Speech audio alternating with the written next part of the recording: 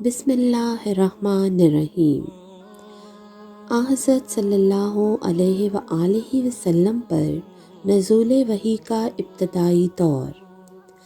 حضرت صلی اللہ علیہ وآلہ وسلم پر وحی کا ابتدائی دور اچھے سچے پاکیزہ خوابوں سے شروع ہوا۔ آپ صلی اللہ علیہ وآلہ وسلم خواب میں جو کچھ دیکھتے وہ صبح کی روشنی کی طرح صحیح اور سچا ثابت ہوتا۔ پھر من جانب قدرت آپ صلی اللہ علیہ وآلہ وسلم تنہائی پسند ہو گئے اور آپ صلی اللہ علیہ وآلہ وسلم نے غار حرا میں خلوت نشینی اختیار فرمائی اور کئی دن اور رات وہاں مسلسل عبادت اور یاد الہی و ذکر و فکر میں مشغول رہتے۔ جب تک گھر آنے کو دل نہ چاہتا توشہ ہمراہ لیے وہاں رہتے۔ توشہ ختم ہونے پر ہی اہلیہ محترمہ حضرت خدیجہ رضی اللہ عنہا کے پاس تشریف لاتے اور کچھ توشہ ہمراہ لے کر پھر وہیں جا کر خلوت غزی ہو جاتے۔ یہی طریقہ جاری رہا یہاں تک کہ آپ صلی اللہ علیہ وآلہ وسلم پر حق منکشف ہو گیا اور آپ صلی اللہ علیہ وآلہ وسلم غار حرا ہی میں قیام پذیر تھے کہ اچانک حضرت جبریل علیہ السلام آپ صلی اللہ علیہ وآلہ وسلم کے پاس حاضر ہوئے اور کہنے لگے کہ اے محمد صلی اللہ علیہ وآلہ وسلم پڑھو۔ آپ صلی اللہ علیہ وآلہ وسلم فرماتے ہیں کہ میں نے کہا کہ میں پڑھنا نہیں جانتا۔ آپ صلی اللہ علیہ وآلہ وسلم فرماتے ہیں کہ فرشتے نے مجھے پکڑ کر اتنے زور سے بھینچا کہ میری طاقت جواب دے گئی، پھر مجھے چھوڑ کر کہا کہ پڑھو۔ میں نے پھر وہی جواب دیا کہ میں پڑھا ہوا نہیں ہوں۔ اس فرشتے نے مجھ کو نہایت ہی زور سے بھینچا کہ مجھ کو سخت تکلیف محسوس ہوئی۔ پھر اس نے کہا کہ پڑھ۔ میں نے کہا کہ میں پڑھا ہوا نہیں ہوں۔ فرشتے نے تیسری بار مجھ کو پکڑا اور تیسری مرتبہ پھر مجھ کو بھینچا، پھر مجھے چھوڑ دیا اور کہنے لگا کہ پڑھو اپنے رب کے نام کی مدد سے جس نے پیدا کیا اور انسان کو خون کی پھٹکی سے بنایا۔ پڑھو اور آپ صلی اللہ علیہ وآلہ وسلم کا رب بہت ہی مہربانیاں کرنے والا ہے۔ بس یہی آیتیں آپ صلی اللہ علیہ وآلہ وسلم حضرت جبریل علیہ السلام سے سن کر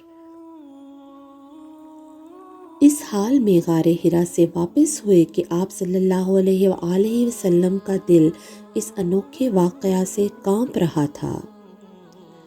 آپ صلی اللہ علیہ وآلہ وسلم حضرت خدیجہ رضی اللہ عنہا کے ہاں تشریف لائے اور فرمایا کہ مجھے کمبل اڑا دو، مجھے کمبل اڑا دو۔ لوگوں نے آپ صلی اللہ علیہ وآلہ وسلم کو کمبل اڑا دیا۔ جب آپ صلی اللہ علیہ وسلم کا ڈر جاتا رہا تو آپ صلی اللہ علیہ وآلہ وسلم نے اپنی زوجہ محترمہ حضرت خدیجہ رضی اللہ عنہا کو تفصیل کے ساتھ یہ واقعہ سنایا اور فرمانے لگے کہ مجھ کو اب اپنی جان کا خوف ہو گیا ہے۔ آپ صلی اللہ علیہ وآلہ وسلم کی اہلیہ محترمہ حضرت خدیجہ رضی اللہ عنہا نے آپ صلی اللہ علیہ وآلہ وسلم کی ڈھارس بندھائی اور کہا کہ آپ کا خیال صحیح نہیں ہے، خدا کی قسم آپ کو اللہ کبھی رسوا نہیں کرے گا۔ آپ تو اخلاق فاضلہ کے مالک ہیں، آپ تو کنبہ پرور ہیں، بے کسوں کا بوجھ اپنے سر پر رکھ لیتے ہیں، مفلسوں کے لیے کماتے ہیں، مہمان نوازی میں آپ بے مثال ہیں اور مشکل وقت میں آپ امر حق کا ساتھ دیتے ہیں۔ ایسے اوصاف حسنہ والا انسان یوں بے وقت ذلت و خواری کی موت نہیں پا سکتا۔ پھر مزید تسلی کے لیے حضرت خدیجہ رضی اللہ عنہا آپ صلی اللہ علیہ وآلہ وسلم کو ورقہ بن نوفل کے پاس لے گئیں جو ان کے چچا زاد بھائی تھے اور زمانہ جاہلیت میں نصرانی مذہب اختیار کر چکے تھے اور عبرانی زبان کے کاتب تھے۔ چنانچہ انجیل کو بھی حسب منشائے خداوندی عبرانی زبان میں لکھا کرتے تھے۔ انجیل سریانی زبان میں نازل ہوئی تھی، پھر اس کا ترجمہ عبرانی زبان میں ہوا۔ ورقہ اس کو لکھتے تھے، وہ بہت بوڑھے ہو گئے تھے، یہاں تک کہ ان کی بینائی بھی رخصت ہو چکی تھی۔ حضرت خدیجہ رضی اللہ عنہا نے ان کے سامنے آپ صلی اللہ علیہ وآلہ وسلم کے حالات بیان کیے اور کہا کہ اے چچا زاد بھائی، اپنے بھتیجے محمد صلی اللہ علیہ وآلہ وسلم کی زبانی ذرا ان کی کیفیت سن لیجئے۔ وہ بولے کہ بھتیجے، آپ نے جو کچھ دیکھا ہے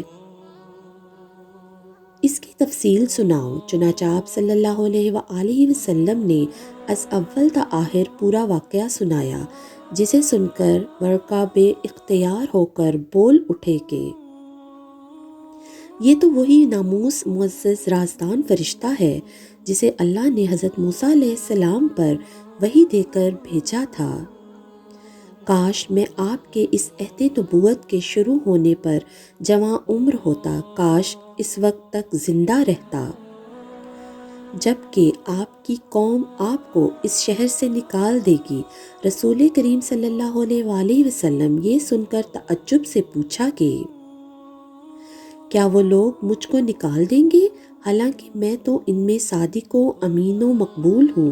ورقہ بولے، یہ سب کچھ سچ ہے، مگر جو شخص بھی آپ کی طرح امر حق لے کر آیا، لوگ اس کے دشمن ہی ہو گئے ہیں۔ اگر مجھے آپ کی نبوت کا وہ زمانہ مل جائے تو میں آپ کی پوری مدد کروں گا۔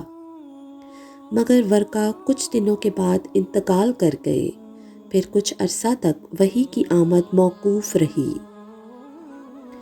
صحیح بخاری حدیث نمبر 3۔